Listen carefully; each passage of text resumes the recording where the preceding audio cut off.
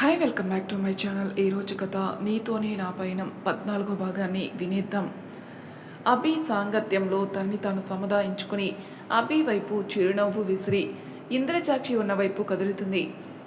పొద్దున్నే లేచి గుడి అని తిప్పేసరికి తగ్గని నడువు నొప్పి ఎక్కువయ్యేసరికి పడుకొనుంటుంది. శశి ఆవిడ దగ్గరికి వెళ్ళి, అత్త, మొన్న పొలాలు చూడ్డానికి వెళ్తున్నాం, నువ్వురా అంటుంది. నేను రాలేనమ్మా, మీరు వెళ్ళి రండి అంది. అయ్యో, అదేంటత్త, మనం ఏమన్నా నడిచి వెళ్తున్నామా? కారే కదా, వెళ్దాంరా అత్త అని ఇంద్రజాక్షిని లాక్కెళ్తుంది. ముందే అనుకున్నట్టుగా కొంచెం దూరం వెళ్ళాక కారు రిపేర్ అని చెప్పి ఇంద్రజాక్షిని రోజంతా పొలాలు ఊరు అని తిప్పించి మధ్యాహ్నం లంచ్ కూడా లేకుండా తిప్పి సంధ్య వేళకి ఇంటికి తీసుకొస్తారు. పుట్టినప్పటి నుండి నడిచే అలవాట్లేని ఇంద్రజాక్షి రోజు మొత్తం నడిచేసరికి ఇంటికి రాగానే తన రూమ్కి చేరి బెడ్ మీద అడ్డంగా పడిపోతుంది. అది చూసిన శశి నవ్వుకుంటూ అభి పక్కన కూర్చుని, పొలాల దగ్గర మనుషులతో అంతసేపు ఏం మాట్లాడారు అంది. మీ ముత్తాతలు సగం పొలాలు ఇక్కడ రైతుల పేరు మీద, అలాగే గుడికి కొంత పొలం రాసిచ్చారట. మీ తాతగారు ఉన్నంత వరకు అన్నీ సక్రమంగా జరిగాయి. ఆయన తర్వాత అధికారం మురుగేష్ తీసుకుని అప్పట్లో పేపర్ మీద రాయలేదు, మిమ్మల్ని పండించుకోమని మాత్రమే ఇచ్చారని అందరి భూములు వెనక్కి లాక్కుని తిరిగి వాళ్ళకే కౌలుకిచ్చి పంటలో సగం తను లాక్కుని మిగతాది రైతులకని చెప్పి మళ్ళీ అందులో కౌలు రుసుము అని చెప్పి వసూలు చేస్తూ రైతులుగా బ్రతికిన వాళ్ళని ఇప్పుడు చాలామందిని కూలీలుగా మార్చాడట. ఇప్పుడు మనం వాళ్ళ భూమిని మళ్ళీ వాళ్ళకి తిరిగి ఇచ్చేయలేమా?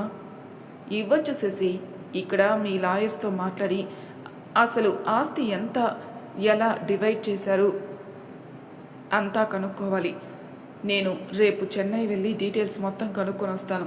అలాగే నీకు ఈ ఆస్తి మీద ఎలాంటి అధికారాలు ఉన్నాయో కూడా కనుక్కుంటే మనమే ఎవరి పొలాలు వాళ్ళకి ఇచ్చేయచ్చు. మీతో పాటు నేను వస్తాను అభి గారు.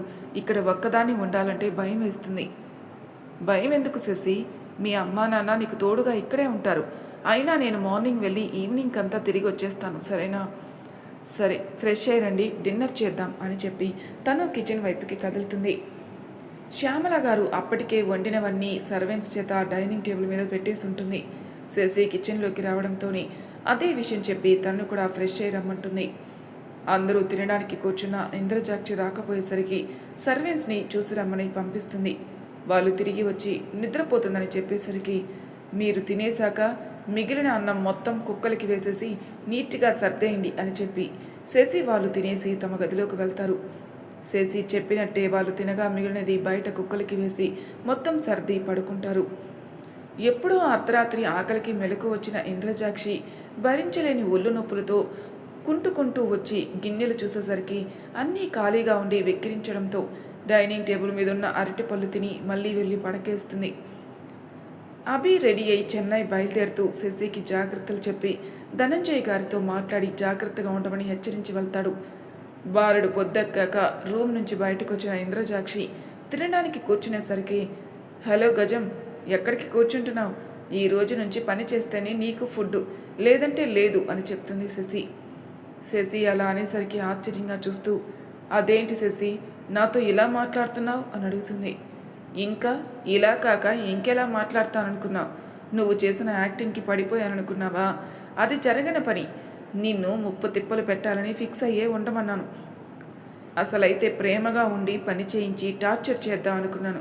బట్ మీ మొగుడు పిల్లల అరాచకాలు రోజుకొకటి వెలుగులోకి వస్తుంటే ప్రేమ అవసరం లేదు అనిపించి డైరెక్ట్ ఒరిజినాలిటీలోకి వచ్చేసాను. ఈ రోజు నుంచి వంట పని, ఇల్లు క్లీనింగ్ మొత్తం నువ్వే చేయాలి. కాదు కూడదు, నేను ఇక్కడి నుంచి వెళ్ళిపోతానని ఎక్స్ట్రా చేస్తే నీ మొగుడు హాస్పిటల్ బెడ్ మీద నుంచి చితి మీదకి వచ్చి పడతాడు, గుర్తుపెట్టుకో. ఇంకా పోయి పని చూడు అని చెప్తుంది.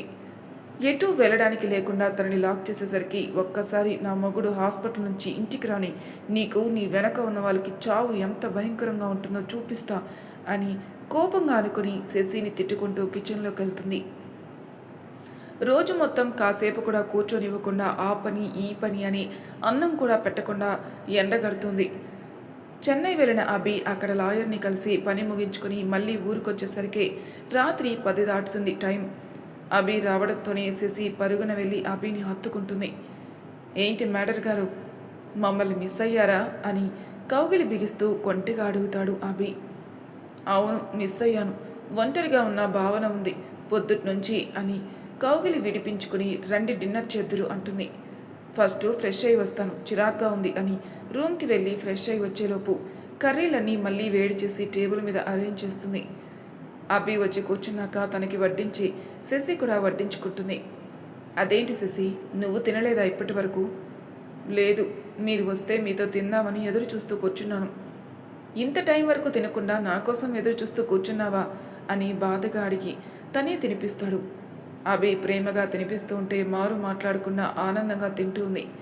శశి ఇంక చాలు అని బ్రతిమలాడే వరకు పెట్టి తను తింటాడు. తను తింటున్నంతసేపు శశి అభి వైపే చూస్తూ కూర్చుంటుంది.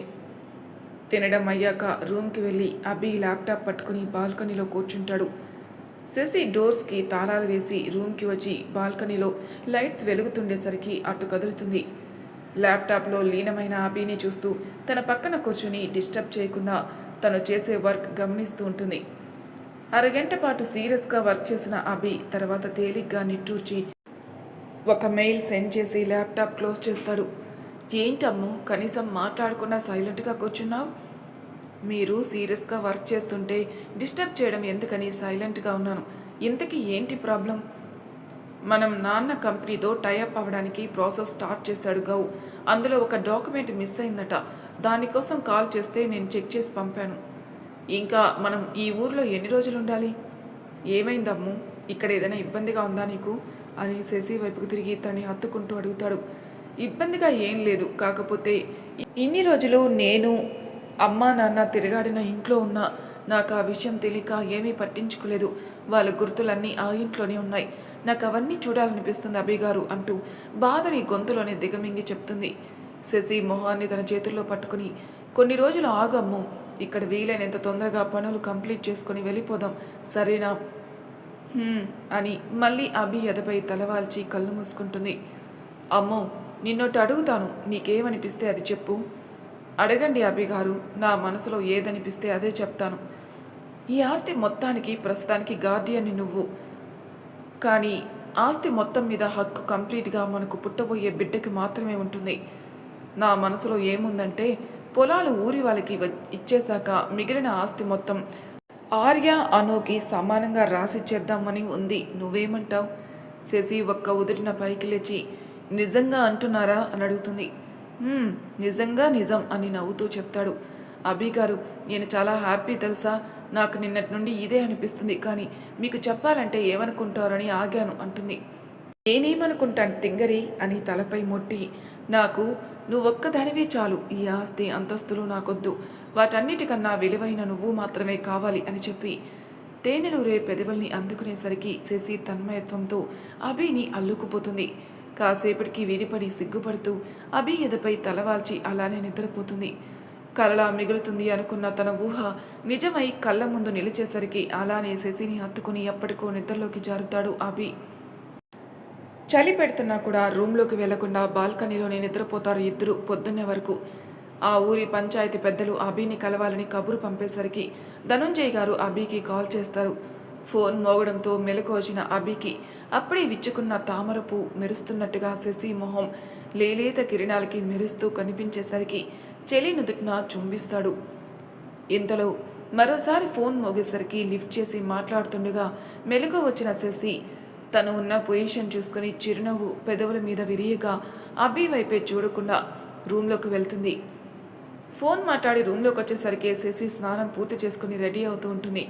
తనని హత్తుకుని పంచాయతీ పెద్దలు రమ్మన్నారట, నాతో పాటు నువ్వు కూడా రావాలి అని తను ఫ్రెష్ అవ్వడానికి వెళ్తాడు. శశి రెడీ అవి పూజ పూర్తి చేసుకుని మెయిడ్స్కి టిఫిన్ ఏం ప్రిపేర్ చేయాలో చెప్పి అభికి తనకి కాఫీ కలుపుకొని హాల్లోకి వచ్చేసరికి అభి ధనుంజయ్ గారితో మాట్లాడుతూ ఉంటాడు. శశి తను తెచ్చిన కాఫీ అభికి ఇచ్చి వెనక్కి తిరిగి వెళ్ళబోతూ ఆగి ఇంకో కప్ ధనుంజయ్ గారికి ఇస్తుంది. ఆయన ఆ కప్పు తీసుకుని శశి తల మీద చెయ్యి వేసి నిమురుతూ ప్రేమగా నిండిన స్పర్శతో శశి మౌనంగా కిచెన్లోకి వెళ్తుంది. కాసేపటికి టిఫిన్ చేసి పంచాయతీ జరిగే ప్లేస్కి వెళ్తారు. అక్కడ ఒక పెద్ద వేప చెట్టు, దాని చుట్టూ సిమెంట్ దిమ్మె, దానిపైన కుర్చీలు వేస్తుంటారు పంచాయతీ పెద్దలు కూర్చోడానికి. వీళ్ళు వెళ్ళేటప్పటికే నలుగురు పెద్ద మనుషులు ఆ కుర్చీలో కూర్చుని ఉంటే ఊరిలో సగం మంది జనాలు వచ్చి నించునుంటారు. ఎందుకు పంచాయతీ పెట్టారో తెలియక అభి, శశి, ధనుంజయ్ గారు వచ్చి వాళ్ళకి నమస్కరించి ఎదురుగా నిలబడతారు. పంచాయతీ పెద్దలలో గుడి పూజారి గారు కూడా ఉంటారు. ఆయన ద్వారానే వీళ్ళ గురించి పూర్తిగా తెలిసి మాట్లాడాలని పిలిపించి ఉంటారు. మమ్మల్ని పిలవడానికి కారణం తెలుసుకోవచ్చా అని వినయంగా అడుగుతాడు అభి. ఈ అమ్మాయి ఈ ఊరి జమీందారు రామలింగేశ్వర గారి మనవరాలని, ఆస్తి మొత్తం తన పేరు మీదే ఉందని మురుగేశ్వరునికి బుద్ధి చెప్పారని తెలిసింది. దాని గురించి మాట్లాడదామని పిలిచాం అంటారు ఆ పంచాయతీ పెద్దలో ఒక ఆయన. అవునండి, మీరు విన్నది నిజమే. నేనే మీ దగ్గరికి వచ్చి మాట్లాడాలి అనుకున్నాను. ఈలోపే మీరే పిలిపించారు.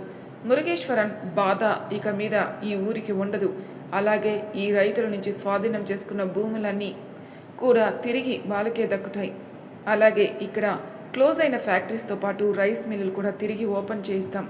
ఇక మీకు ఏమన్నా అడగాలని ఉంటే అడగండి అని చెప్తాడు అభి. అభి చెప్పింది విన్న పెద్దలు కాసేపు వాళ్ళల్లో వాళ్ళే మాట్లాడుకుని, మీ ఇద్దరు ఇక్కడే ఉండి ఇవన్నీ చూసుకుంటారా బాబు, లేదంటే ఎవరికైనా అప్పచెబుతారా అని అడుగుతారు. మా పెళ్ళయ్యే వరకు మేము ఇక్కడే ఉంటాం. మధ్యలో హైదరాబాద్కి వెళ్ళి వస్తాం. మా పెళ్లి తర్వాత శశి తమ్ముడికి ఈ బాధ్యతలు అప్పగిస్తాం అంటాడు. వాళ్ళంతా మొహమొహాలు చూసుకొని, శశి తమ్ముడా, తనకి తమ్ముడా అని అడుగుతారు అందరూ ఆశ్చర్యంతో. తన తర్వాత మా అత్తకి కవలల పిల్లలు పుట్టారు. ఆ విషయం ఇక్కడ ఎవరికీ తెలీదు అంటాడు అభి. శశి ఆశ్చర్యంగా అభి వైపే చూస్తూ ఎందుకు ఇలా చెప్తున్నారు అని అనుకుంటూ అక్కడ అడగలేక మౌనంగా ఉంటుంది. మరి ఆస్తి అంతా మీకు పుట్టబోయే పిల్లలకి కదా చెందుతుంది. దాన్ని మీ బావమరిదికి ఎలా అప్పగిస్తారు? మాకు పిల్లలు పుట్టే వరకు ఈ ఆస్తికి తన కాపలా ఉంటాడు. మాకు బిడ్డ పుట్టంగాని ఆస్తి మొత్తం శశి తమ్ముడు చెల్లికి సమానంగా విల్లు రాపిస్తాం. తర్వాత నుంచి పూర్తి అధికారం వాళ్ళకే ఉంటుంది అని వివరిస్తాడు అభి. పంచాయతీ పెద్దలందరూ అభి వైపు మెచ్చుకోలుగా చూస్తూ, నీ నిర్ణయం బాగుంది. అలాగే ఈ ఊరి అభివృద్ధి గురించి కూడా ఆలోచించండి. మీకు ఏ సహాయం కావాలన్నా మేము చేస్తాం అని చెప్తారు. అభి వాళ్ళకి నమస్కరించి, నాకు మీ సహాయం కావాలనుకున్నప్పుడు అడుగుతాను. ఊరి వాళ్ళందరూ వెళ్ళిపోయాక ఇంకాసేపు పంచాయతీ పెద్దలతో మాట్లాడి మళ్ళీ కలుస్తానని చెప్పి వాళ్ళ దగ్గర సెలవు తీసుకుని ఇంటికి వస్తారు. గుమ్మంలోకి అడుగు పెట్టగానే ఇంద్రజాక్షి శ్యామలాని చంప మీద కొట్టి తిడుతూ ఉంటుంది. ఆ సన్నివేశం చూడగానే శశికి పిచ్చ కోపం వచ్చి ఇంద్రజాక్షిని లాగిపెట్టి పీకి, మా అమ్మని కొట్టడానికి నీకెంత ధైర్యం? అయినా పని మనిషిలా పడుండమంటే మా అమ్మ మీదకే చెయ్యెత్తుతావా అని కోపంతో ఊగిపోతూ చేతిని వెనక్కి మెలిపెట్టి, క్షమాపణ చెప్పు మా అమ్మకి అని కోపంతో గట్టిగా అరుస్తుంది. అప్పటికే చేతి నొప్పితో గిలగిలా కొట్టుకుంటున్న ఇంద్రజాక్షి వెంటనే శ్యామల వైపు చూసి క్షమాపణ అడుగుతుంది. అప్పుడు చేతిని వదిలి శ్యామల గారి దగ్గరికి వెళ్ళి, ఏమైందమ్మా, ఎందుకు చెయ్యెత్తింది నీ మీద అని అడుగుతుంది శశి. మీ గదికి వెళ్ళి ఏదో వెతుకుతూ కనిపించింది. ఏం వెతుకుతున్నావు, ఈ రూమ్లో ఏం పని అని అడిగాను.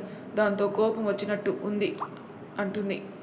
శశి వెనక్కి తిరిగి, మా రూమ్లో ఏం పని నీకు బండదానా? నేను కాసేపు ఇంట్లో లేకపోతే నీ ఇష్టానికి చేస్తావా?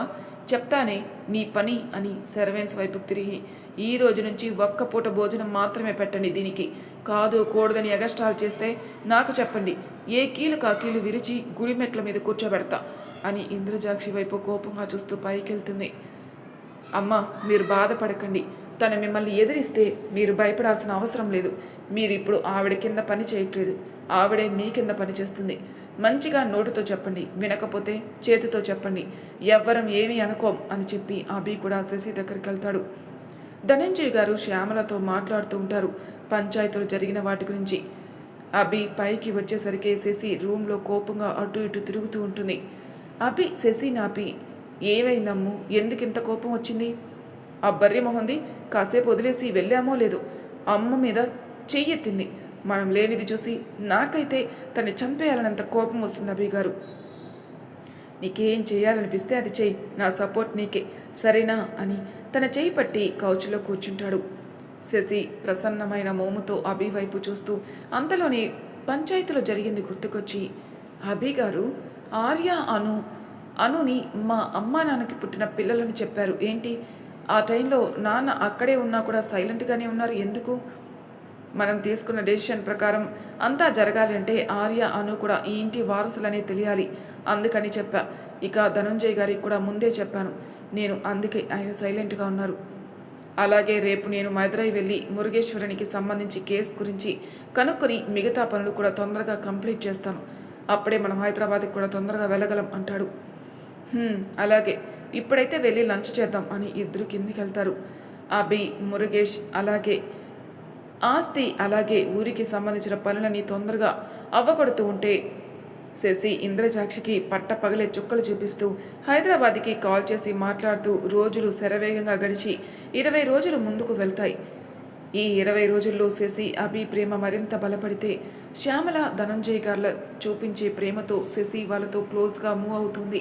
తల్లి తండ్రి ప్రేమని ఆస్వాదిస్తూ ఉంటుంది. హైదరాబాద్ వెళ్ళిన వాళ్ళు మళ్ళీ రావడానికి ఆఫీస్ వర్క్ వల్ల అవ్వకపోవడంతో ఫోన్లో మాట్లాడుతూ తృప్తి పడుతుంటారు. మరి తర్వాయి భాగంలో ఏం జరుగుతుందో నెక్స్ట్ ఎపిసోడ్లో తెలుసుకుందాం. అంతవరకు నా ఛానల్ సబ్స్క్రైబ్ చేయని వాళ్ళు ప్లీజ్ సబ్స్క్రైబ్ చేసుకోండి. లైక్ చేసి షేర్ చేయండి. మీ అభిప్రాయాలు నాకు కామెంట్ రూపంలో తెలియజేయండి. Thank you for listening.